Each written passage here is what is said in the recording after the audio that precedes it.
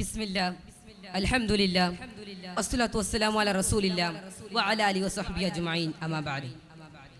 ചരിത്രത്തിന്റെ താളുകളിൽ തങ്ങളിവുകളാൽ ഉല്ലേഖനം ചെയ്യപ്പെടുന്ന ഒരു ധീര രക്തസാക്ഷിയുടെ കഥയാണ് ഞങ്ങൾ ഇവിടെ അവതരിപ്പിക്കാൻ പോകുന്നത്. ഞങ്ങളുടെ കഥയുടെ പേര് രണാങ്കളത്തിലെ പടക്കുതിര. അതെ, രണാങ്കളത്തിലെ പടക്കുതിര.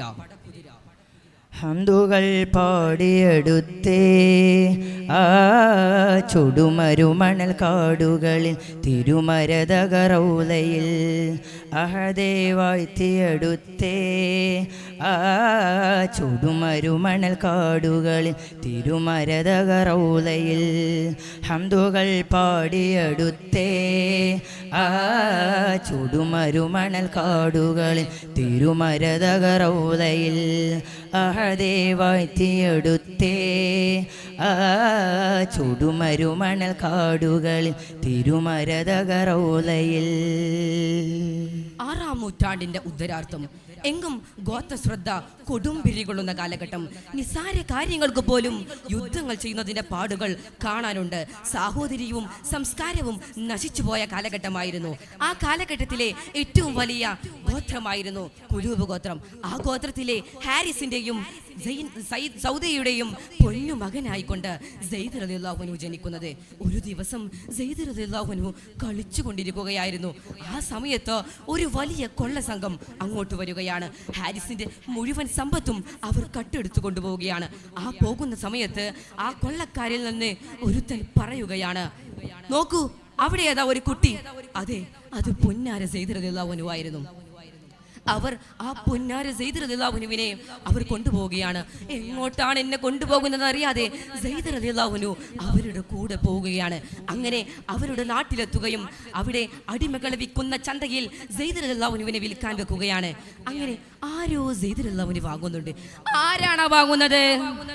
അലിവാലയന്ന് മണിമാളനക്കായി കൺമണി സെയ്ദിനെ സമ്മാനമായി അജബോടെ അന്ന് നബിദൂതരോടായി സെയ്ദും അവർ കോർത്ത് സൗഭാഗ്യമായി വന്നു തെളിഞ്ഞു ഭാഗ്യം അടുത്തു മുത്ത് നബിക്കോമൽ പുന്നാരനായി വന്നു തെളിഞ്ഞു ഭാഗ്യം അടുത്തു മുത്ത് നബിക്കോമൽ പുന്നാരനായി.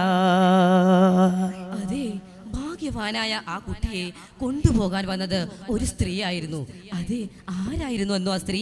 അതെ, മുത്തുനബി സല്ലല്ലാഹു അലൈഹി വസല്ലമ തങ്ങളുടെ പ്രിയ ഭാര്യയായിരുന്ന ഖദീജ ബീവിയുടെ സഹോദരിയായിരുന്നു ആ സ്ത്രീ. ആ സ്ത്രീ ആ കുട്ടിയെ വാങ്ങിക്കൊണ്ട് നേരെ ഖദീജ ബീവിയുടെ വീട്ടിലേക്ക് പോവുകയാണ്. ഓ ഖദീജെ, നിങ്ങളുടെ കല്യാണത്തിന് എൻ്റെ വക ഒരു പാരിതോഷികവും നിങ്ങൾക്ക് ലഭിച്ചിട്ടില്ലല്ലോ, അതായി ഈ കുട്ടിയെ നിങ്ങൾ എടുത്തോളൂ എന്ന് പറഞ്ഞുകൊണ്ട് ഖദീജ ബീവിക്ക് ആ കുട്ടിയെ നൽകുകയാണ്. സസന്തോഷം ഖദീജ ബീവി ആ കുട്ടിയെ സ്വീകരിക്കുകയാണ്. എന്നിട്ട് അൽ അമീനോട് പറയുന്നുണ്ട്, ഓ അൽ അമീൻ, ഈ കുട്ടിയെ നോക്കൽ ഇനി നിങ്ങളുടെ ഉത്തരവാദിത്തമാണെന്ന്. മുത്തുനബി സല്ലല്ലാഹു അലൈഹി വസല്ലമ തങ്ങൾ സ്നേഹത്തോടെ അത് ഏറ്റെടുക്കുകയാണ്. കാലചക്രം കറങ്ങിക്കൊണ്ടിരിക്കുന്നു. ദിവസേനയും മുത്തുനബി സല്ലല്ലാഹു അലൈഹി വസല്ലമ തങ്ങളുടെ പൊന്നു മകനായി മാറിയിരുന്നു സെയ്ദ് റളിയല്ലാഹു അൻഹു. സെയ്ദ് റളിയല്ലാഹു അൻഹുവിന്റെ പൊന്നു വാപ്പയായി മാറിയിരുന്നു മുത്തുനബി സല്ലല്ലാഹു അലൈഹി വസല്ലമ തങ്ങൾ. അങ്ങനെ ഇരിക്കെ ഒരു ദിവസം, അതെ, സെയ്ദ് റളിയല്ലാഹു അൻഹുവിന്റെ പുന്നാര ബാപ്പ തന്റെ കുഞ്ഞിനെ അന്വേഷിച്ചുകൊണ്ട് മദീനയിൽ എത്തിയിരിക്കുകയാണ്. തന്റെ കുഞ്ഞ് അൽ അമീന്റെ അടുക്കലുണ്ടെന്ന് പറഞ്ഞപ്പോൾ അങ്ങോട്ട് ഓടി പോവുകയായിരുന്നു ആ ബാപ്പ. എന്നിട്ട് അൽ അമീനോട് ചോദിക്കുന്നുണ്ട്, ഓ നബിയെ, എന്റെ കുട്ടിയാണത്, എനിക്ക് ആ കുട്ടിയെ തരുമോ എന്ന് ചോദിക്കുന്നുണ്ട്. മുത്തുനബി സല്ലല്ലാഹു അലൈഹി വസല്ലം തങ്ങൾ അപ്പോൾ പറയുകയാണ്, ഓ നിന്റെ കുട്ടിയെ നീ കൊണ്ടുപോയിക്കോളൂ, എനിക്ക് ആവശ്യമില്ല എന്ന് അപ്പോൾ അവിടുന്ന് പറയുന്നുണ്ട്. അപ്പോൾ മുത്തുനബി ബാപ്പയെ കണ്ടതിൽ സെയ്ദ് റളിയല്ലാഹു അൻഹു വിതുമ്പി കരയുകയായിരുന്നു. ഇത് കണ്ട, ഈ രംഗം കണ്ട മുത്തുനബി സല്ലല്ലാഹു അലൈഹി വസല്ലം തങ്ങൾ പറഞ്ഞു, ഓ സെയ്ദേ, പുന്നാര മകനോടായി ബാപ്പ വേദയാലരുളുന്നേ പുതിങ്കൾ കാണിച്ച പൊന്നു ബാപ്പ ഞാനെന്നേ. പുന്നാര മകനോടായി ബാപ്പ വേദയാലരുളുന്നേ പുതിങ്കൾ കാണിച്ച പൊന്നു ബാപ്പ ഞാനെന്നേ. മോനെ സെയ്ദേ, നിന്റെ വാപ്പ കാണാൻ വന്നതല്ല സെയ്ദേ, നിന്നെ കൊണ്ടുപോകാൻ വന്നതാണ് സെയ്ദേ. നീ അവരെ കാണുന്നില്ലേ? നീ അവന്റെ വാപ്പ സങ്കടപ്പെട്ടുകൊണ്ട് പറയുകയാണ്, ഓ സെയ്ദേ, നിന്നെ കാണാത്തതിൽ ഞാൻ എത്ര സങ്കടിച്ചു. നിന്നെ അന്വേഷിച്ച് എത്ര നാൾ ഞാൻ നടന്നു. നിന്റെ ഉമ്മ ഊണുമുറക്കുമില്ലാതെ നിന്നെ കാത്തിരിക്കുകയാണ് സെയ്ദേ. ബാപ്പയെ കണ്ടതിലും വെപ്രാളം കൊണ്ട് സെയ്ദ് റളിയല്ലാഹു അൻഹു വിതുമ്പി കരയുകയായിരുന്നു. അവിടുന്ന് പറയുന്നുണ്ട്, ബാപ്പ, ഞാൻ എൻ്റെ ബാപ്പയെ ഓർക്കുന്നുണ്ട്, ഞാൻ എൻ്റെ ഉമ്മയും ഓർക്കുന്നുണ്ട്, ഞാൻ എൻ്റെ എളാപ്പയും ഓർക്കുന്നുണ്ട്. പക്ഷേ അതിലുപരി അൽ അമീൻ, എന്നെ സ്നേഹിക്കുന്ന അൽ അമീനെ വിട്ട് എനിക്ക് ഈ മദീന വിട്ട് എങ്ങും പോകാൻ സാധിക്കില്ല വാപ്പ, എന്നെ നിർബന്ധിക്കരുത് വാപ്പ. അപ്പോൾ പൊന്നാരിന് ആ ബാപ്പ പറയുകയാണ്, എങ്കിൽ മോനെ നിനക്ക് സന്തോഷിക്കാം, ഇത് കേട്ടാൽ നിന്റെ ഉമ്മയും സന്തോഷിക്കുമായിരിക്കും. കാലചക്രം വീണ്ടും കറങ്ങിക്കൊണ്ടിരിക്കുന്നു. അതെ, അത് സംഭവിച്ചു. എന്താണ് സംഭവിച്ചത്? ഇസ്ലാമിൻ സന്ദേശങ്ങൾ ലോകമാകെ പരത്തുവാൻ നബുവത്ത് റഹ്മാനും നൽകിടുന്നേ. അബൂബക്കറും പിന്നെ ഖദീജ ബിദൈദോരും ഇസ്ലാമിൻ സുജായി അണഞ്ഞിടുന്നേ. കാലം സമാനും നീങ്ങി അദവത്തിൻ കാലമേറെ, കാലം സമാനും നീങ്ങി അദവത്തിൻ കാലമേറെ.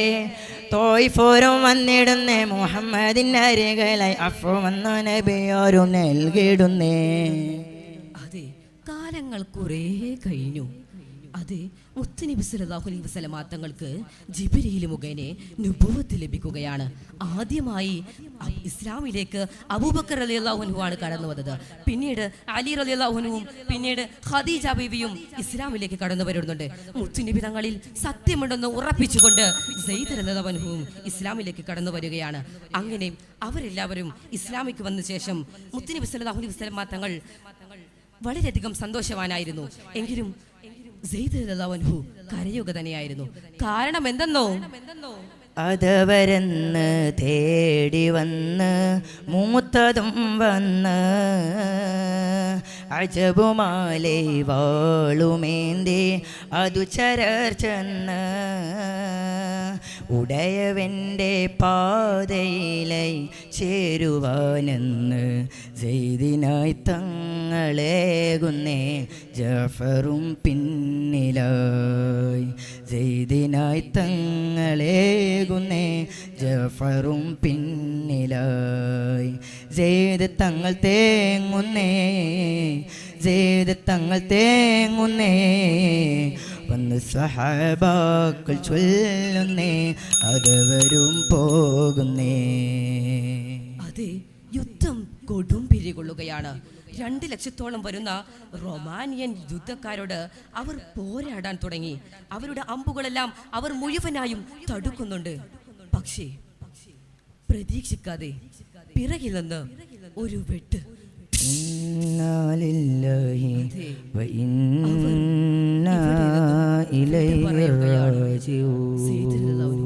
ലോകത്തോട് വിട പറഞ്ഞു. അതെ, ഞങ്ങൾ കഥ അവസാനിപ്പിക്കുകയാണ്. അൽഹംദുലില്ലാഹി റബ്ബിൽ ആലമീൻ. അസ്സലാമു അലൈക്കും വറഹ്മത്തുള്ളാഹി വബറകാതുഹു.